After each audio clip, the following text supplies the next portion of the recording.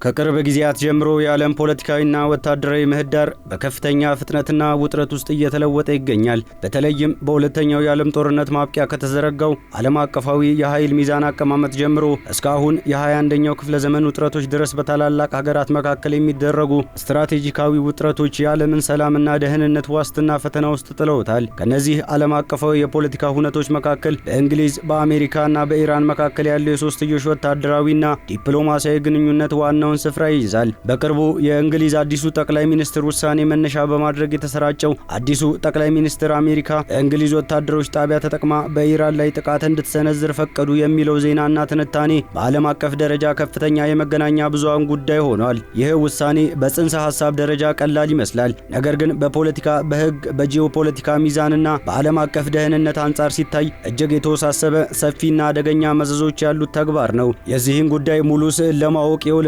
ሀገራት የአሜሪካና የእንግሊዝ ታሪካዊ የቅርብ ወታደራዊ ጥምረት በኢራንና በምዕራባውያን መካከል ያለውን የረጅም ጊዜ ጥላቻና የኒኩሌር ፕሮግራም ውጥረት፣ የእንግሊዝ ውስጣዊ ፖለቲካ ሁኔታ እንዲሁም በህንድ ውቅያኖስና በሜዲትራኒያን ባህር አካባቢ ያሉትን የእንግሊዝ ስትራቴጂካዊ የጦር ጣቢያዎች ሚና በጥልቀት መመርመር ያስፈልጋል። አሜሪካና እንግሊዝ ልዩ ግንኙነት የሚባል የረጅም ጊዜ ወታደራዊ ደህንነትና የኢንተለጀንስ ጥምረት አላቸው። ይህ ግንኙነት በሁለተኛው የዓለም ጦርነት ወቅት በዊንስተን ቸርችልና በፍራንክሊን ዲ ሩዝቬልት ዘመን የጠነከረ ሲሆን በሲአይኤ እና በኤምአይ6 መካከል ያለውን የመረጃ ልውውጥ፣ የኔቶ አባልነታቸውና የጋራ ወታደራዊ ወረራዎችን ዋና ማረጋገጫዎች ናቸው። በታሪክ አጋጣሚዎች አሜሪካ በመካከለኛው ምስራቅ ወይንም በሌሎች የዓለም ክፍሎች ወታደራዊ እርምጃዎችን ስትወስድ የእንግሊዝ ወታደራዊ ጣቢያዎችን መጠቀም የተለመደ አሰራር ነው። በ1986ቱ የሊቢያ ድብደባ ወቅት በወቅቱ የነበሩት ጠቅላይ ሚኒስትር ማርጋሬት ቻተር የአሜሪካን የጦር አውሮፕላኖች በእንግሊዝ አየር መንገድ ተነስተው በሊቢያ ላይ ጥቃት እንዲሰነዝሩ ፈቅደውም ነበር።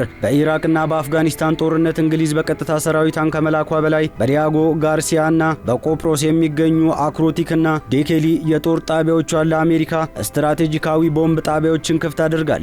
ሆኖም ግን አዲሱ ጠቅላይ ሚኒስትር ይህንን ውሳኔ ሲያሳልፉ የነበረው የፖለቲካው ሁኔታው የተለየ ነው። በቀደሙት ዓመታት እንግሊዝ ለአሜሪካ ወታደራዊ ጥያቄዎች የምትሰጠው ምላሽ በፓርላማና በሕዝብ ዘንድ ከፍተኛ ክርክር ያስነሳ ነበረ።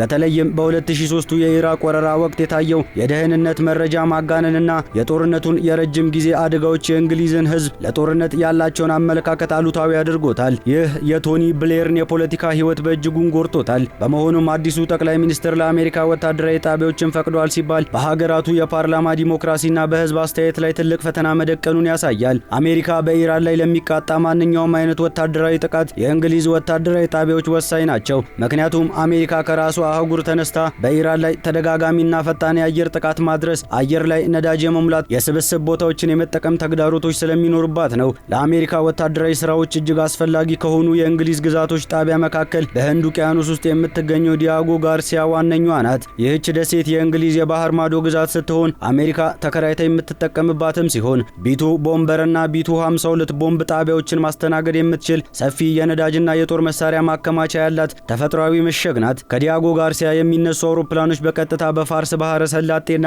የኢራን የአየር ክልል በቀላሉ ማረፍ ይችላሉ።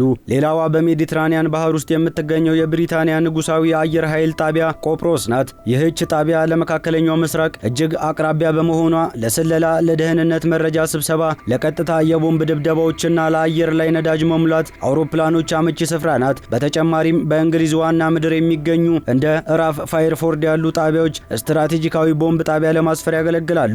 አዲሱ ጠቅላይ ሚኒስትር እነዚህን ጣቢያዎች ለአሜሪካ ክፍት ማድረጋቸው አሜሪካ በኢራን የመከላከያ የኒኩሌርና የባሊስቲክ ሚሳኤል መሰረተ ልማቶች ላይ ፈጣንና አጥፊ ጥቃቶችን እንድታካሂድ መንገድ ይከፍታል።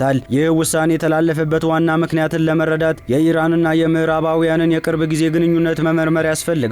በኢራንና በአሜሪካ እንግሊዝ መካከል ያለው ውጥረት በዋናነት የሚከተሉት ሶስት አበይት ጉዳዮች ላይ ያተኮረ ነው። የመጀመሪያው የኢራን የኒኩሌር ፕሮግራም ሲሆን ኢራን ዩራኒየም የማበልጸግ አቅሟን ወደ ከፍተኛ ደረጃ ማሳደጓ፣ የዓለም አቀፉን የአቶሚክ ኢነርጂ ኤጀንሲ ተቆጣጣሪነት ማገዷና ለኒኩሌር ጦር መሳሪያ ማምረት ተቃራኒ ደረጃ ላይ መድረሷ ምዕራባውያንን በእጅጉ አሳስቧቸዋል። ሁለተኛው ኢራን በመካከለኛው ምስራቅ የሚንቀሳቀሱት እንደ ሄዝቦላ፣ ሐማስ፣ ሁቲ እና በኢራቅ ያሉ የሺአ ሚሊሻዎችን በገንዘብና በወታደራዊ ቴክኖሎጂ መደገፏ ነው። በተለይም ሁቲዎች በቀይ ባህር ላይ በሚንቀሳቀሱ የንግድ መርከቦች ላይ የሚያደርሱት ጥቃት የዓለምን የንግድ መስመር አደጋ ላይ ጥሎታል። ሶስተኛው የሩሲያና የኢራን ወታደራዊ ጥምረት ሲሆን ኢራን ለሩሲያ የሻሂድ ድሮኖችና የባሊስቲክ ሚሳኤሎች ቴክኖሎጂ ቴክኖሎጂዎችን በማቅረብ በዩክሬን ጦርነት ውስጥ መሳተፏ የኔቶ አባል ሀገራትን አስቆጥቷል። ስለሆነም አዲሱ የእንግሊዝ ጠቅላይ ሚኒስትር ለአሜሪካ ወታደራዊ ጣቢያዎችን ለመፍቀድ የወሰዱት እርምጃ አሜሪካ በኢራን ላይ የመከላከል ወይም የቅጣት ጥቃትን እንድትሰነዝር ለማስቻል የተደረገ ስትራቴጂካዊ ውሳኔ እንደሆነ ይነገራል። አዲሱ ጠቅላይ ሚኒስትር ያሳለፉት ውሳኔ